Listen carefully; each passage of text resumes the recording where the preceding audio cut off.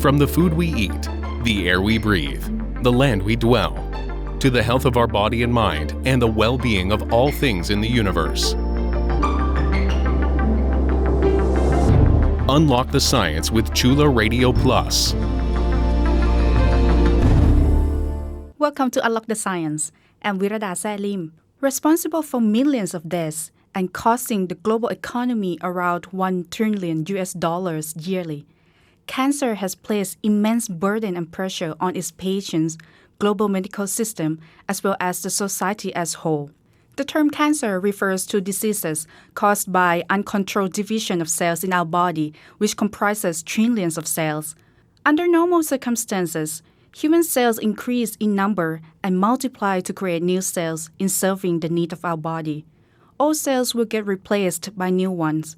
However, at times, this process collapses, causing damaged or abnormal cells to grow and multiply when they should not. Consequently, a tumor is formed. Unless treated, the tumor would grow and spread to its surrounding tissues or other organs of the body.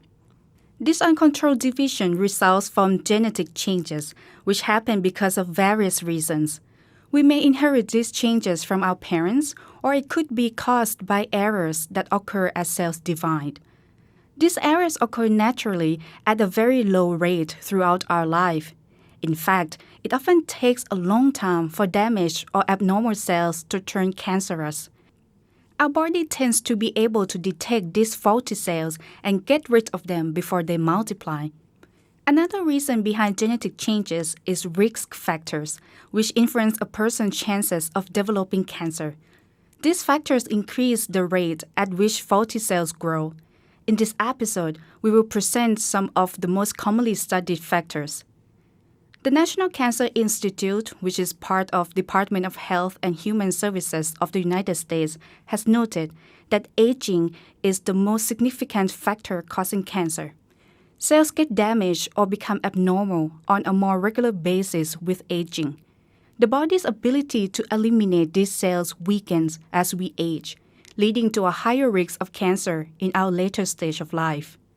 In addition, lifestyles play certain roles in a person's cancer development. World Cancer Research Fund International, a London-based leading organization conducting studies on the relationship between diet, nutrition, physical activity, and cancer, has shown strong evidence that consuming alcohol, red and processed meat increases risks of cancer, whereas dairy products, whole grain, vegetables, and fruit decrease such risk. The organization has also pointed out that excess body fatness and weight are associated with higher risks of cancer in adults. In other words, being obese or overweight in adulthood puts people at high risk of cancer. Another lifestyle responsible for cancer incidence globally is smoking tobacco.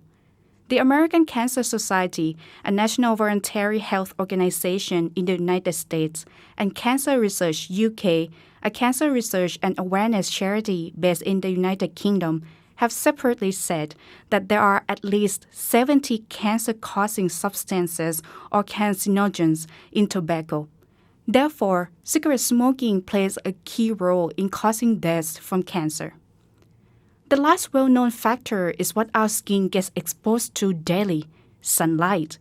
The sun produces ultraviolet radiation, which damages and leads to early aging of human skin. This could eventually cause skin cancer. People are advised to avoid spending too much time under the sun, particularly from 10 a.m. to 4 p.m. when the sun rays are highly harmful. In terms of types of cancers, more than several hundreds of types of cancer have been recorded worldwide. They are named based on the organs or tissues where the tumors form, such as blood, glands, skin, bone, etc. There are 4 stages in most types of cancer, which describe how much cancer has grown and how far it has spread. In the first stage, cancer is located in a small area of the body. Stage 2 is characterized by the growth in the size of cancer. What these 2 early stages have in common is that cancer had not spread anywhere in the body. Cancer continues to grow larger in stage 3 and may have spread to its surrounding tissues or lymph nodes. Lymph nodes are tiny organs in many areas of the body that serve to eliminate germs, infections, cancer cells, and other foreign substances. The last stage is called metastasis, also known as advanced cancer, which means that cancer cells have spread to at least one organ of the body and formed a new tumor there.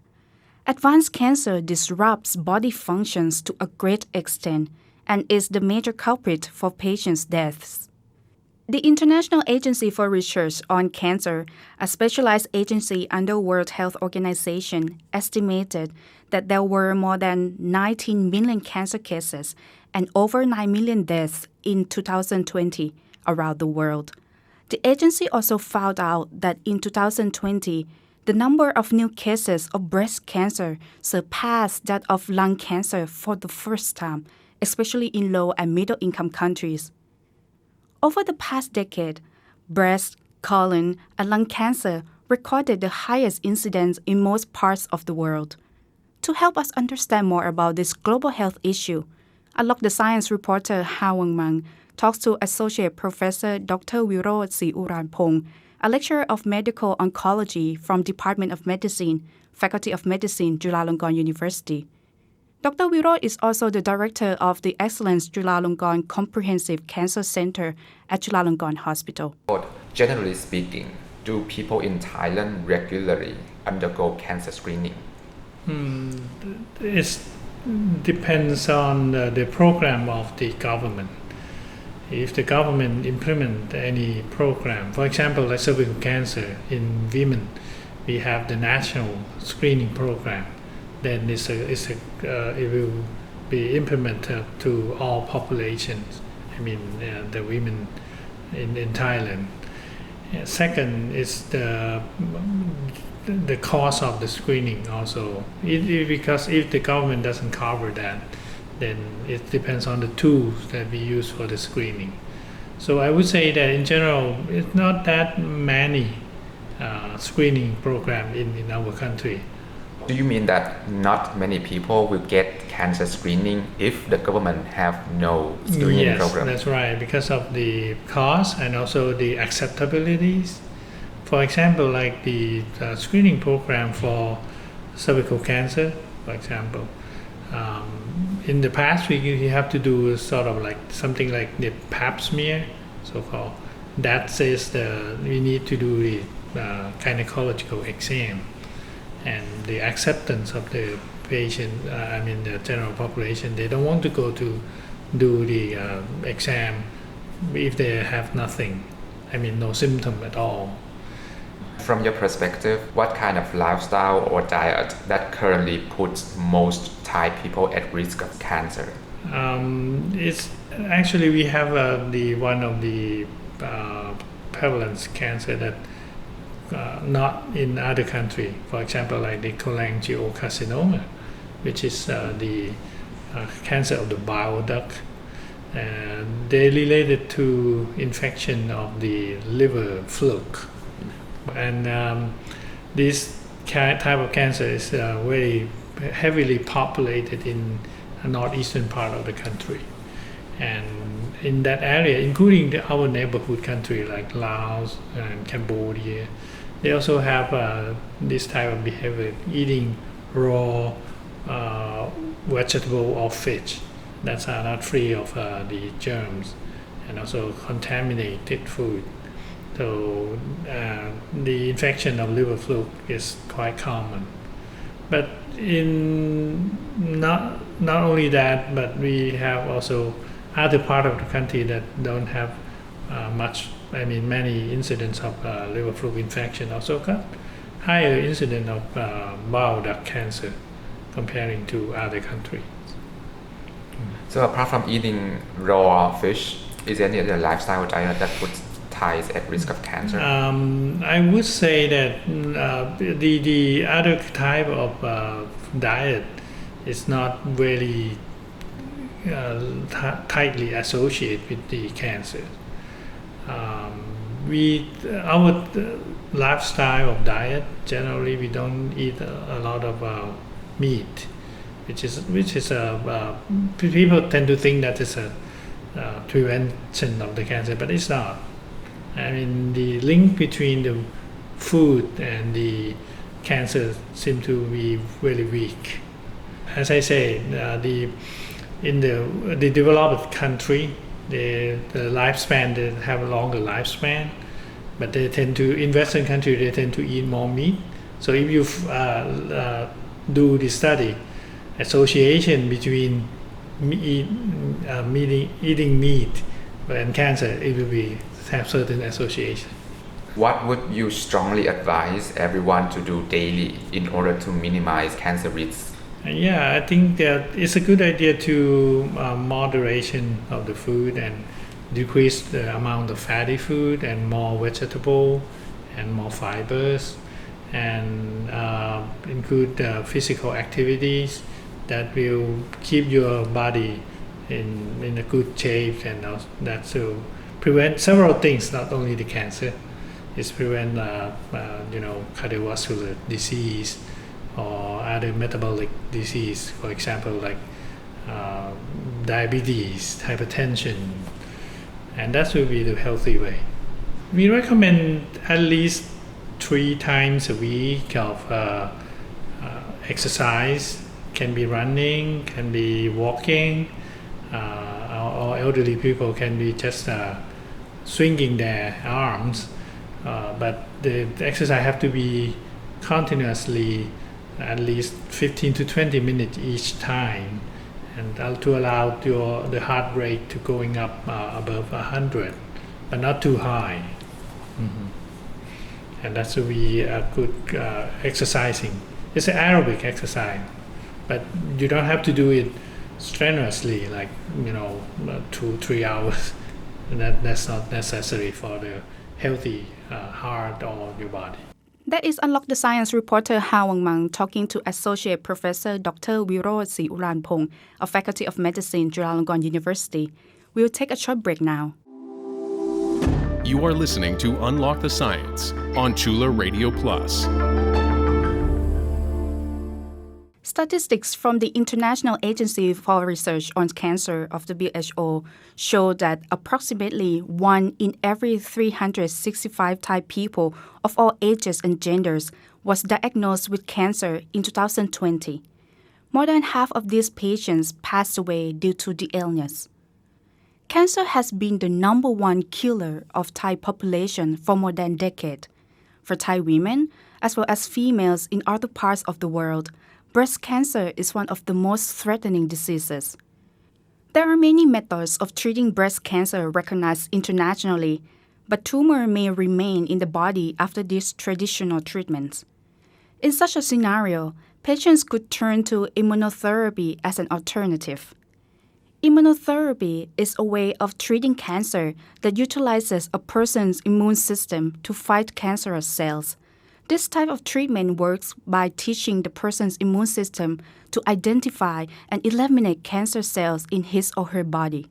A patient's immune cells would be extracted and cultured in laboratory together with certain proteins from his or her cancer. This would help the patient's immune cells to learn the characteristics of the cancer.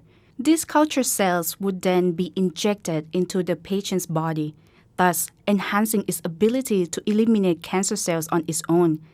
It often takes 2 or 3 months after injection to be effective.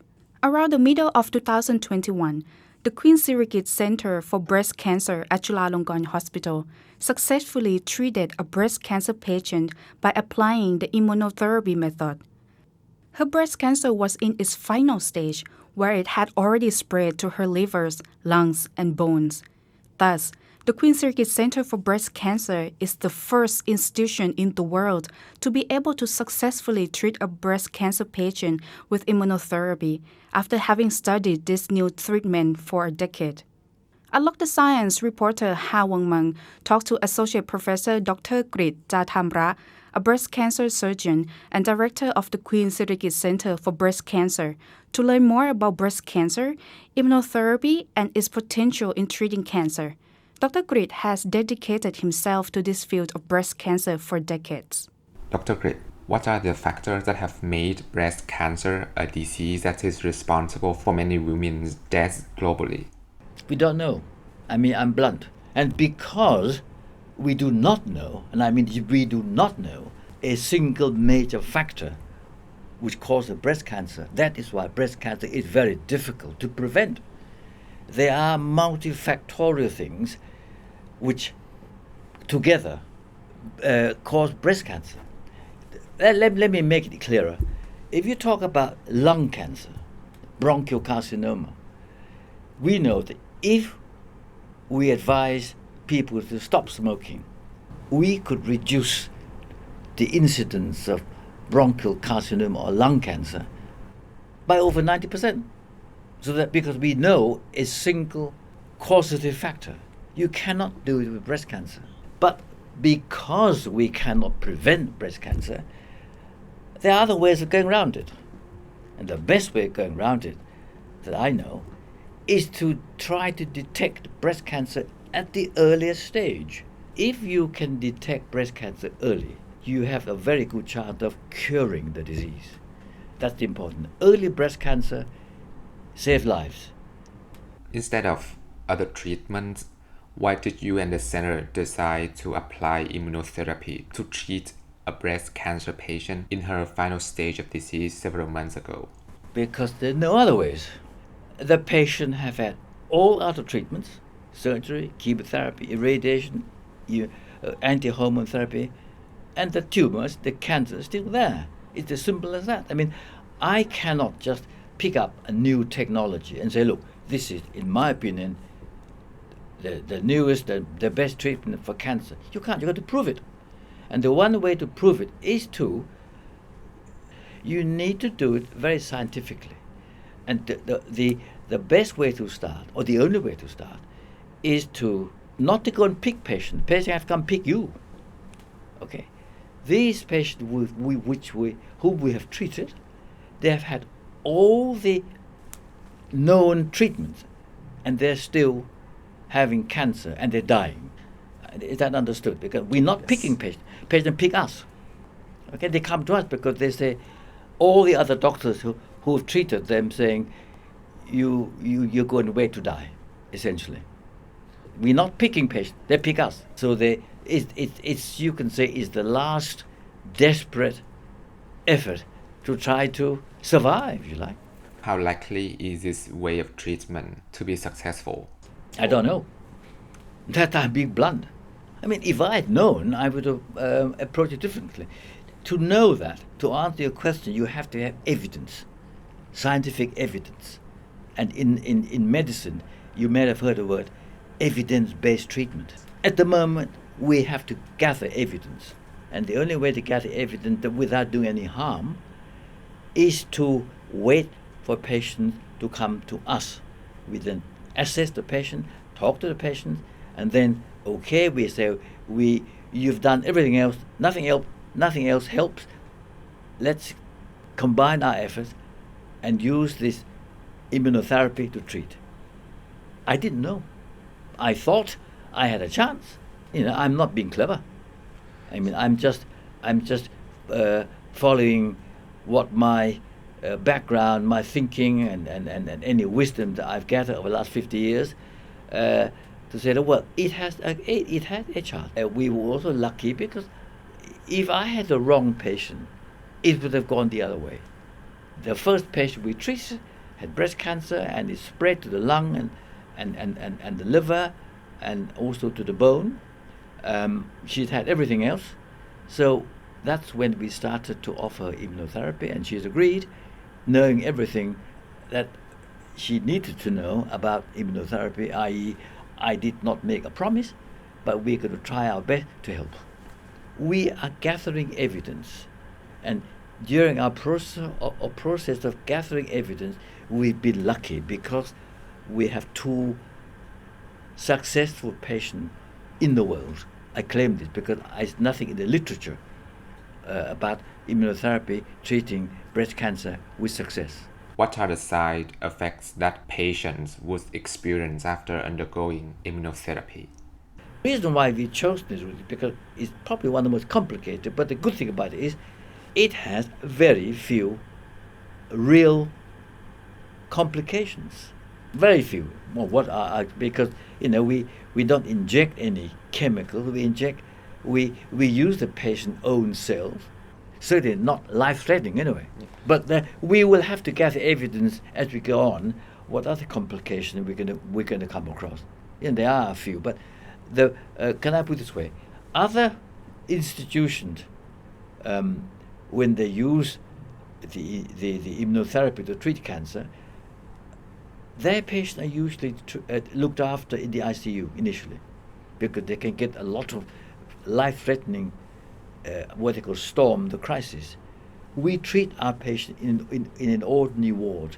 After we injected the cultured dendritic cell into the lymph node, they're looked after by our normal nursing staff in ordinary ward, and we have no problems at all.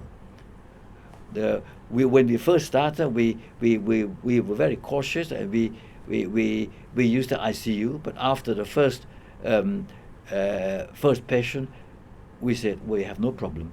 We use our ordinary wards, but of course there are nurses there to monitor the patient all the time. So far, we've had no problems.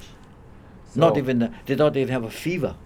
What implications does this successful use of immunotherapy to treat breast cancer have in the long run? Enormous. But you asking me, I have no evidence yet. What I've got is just evidence on the few patients we've treated. We've been very lucky, as I said. But you asked my opinion. I'm not giving you an opinion based on vast amount of experience. Make it quite clear. I'm not claiming anything. But from the results we've had so far, from the patient we've treated so far, and I keep saying I've also been very lucky. It had enormous implications, not just breast cancer, but other cancer as well. And I'm looking at breast cancer, ovarian, prostate, bladder, but other cancer, potentially, they should have potentially success. The potential success is there in other cancers. If you to ask me this question in 3 years' time, I should be able to answer it with a lot more evidence to back me up. At the moment, you ask me, I give you my opinion. I'm not saying, for my opinion, it's going to be proved right, but I hope it will be. But it has enormous potential to treat cancer in general. Associate Professor Dr. Virote, the oncologist, shares with Unlock the Science that cancer would continue to be the #1 killer, not only in Thailand, but also in other countries in the foreseeable future. When it comes to breast cancer, which cannot be prevented, a campaign at Queen Sirikit Center for Breast Cancer has been running for 13 years now to draw people's attention and raise their awareness of breast cancer treatment and the benefits of early breast cancer detection. Discussing about immunotherapy, Associate Professor Dr. Kris said this treatment should not be used for breast cancer in its early stage at the moment, as there are other conventional treatments that are more suitable for the early stage of this cancer. The future potential of immunotherapy in treating other types of cancer and save more lives could be expected if there is more evidence to determine its effectiveness and its currently rather prohibitive cost becomes lowered. Unlock the Science would like to thank Associate Professor Dr. Virote Sriuranpong, an oncologist from Department of Medicine, Faculty of Medicine, Chulalongkorn University, and Associate Professor Dr. Kris Chatamra, Director of the Queen Sirikit Center for Breast Cancer. I hope you enjoy our program. You can listen to Unlock the Science on Chula Radio Plus at FM 101.5 every Saturday from 1 p.m. to 1:30 p.m. You can also listen and follow us on our website, curadio.chula.ac.th, and our Facebook page. Our show is also accessible as podcasts, including on Apple and Spotify. See you again next Saturday. Have a nice day.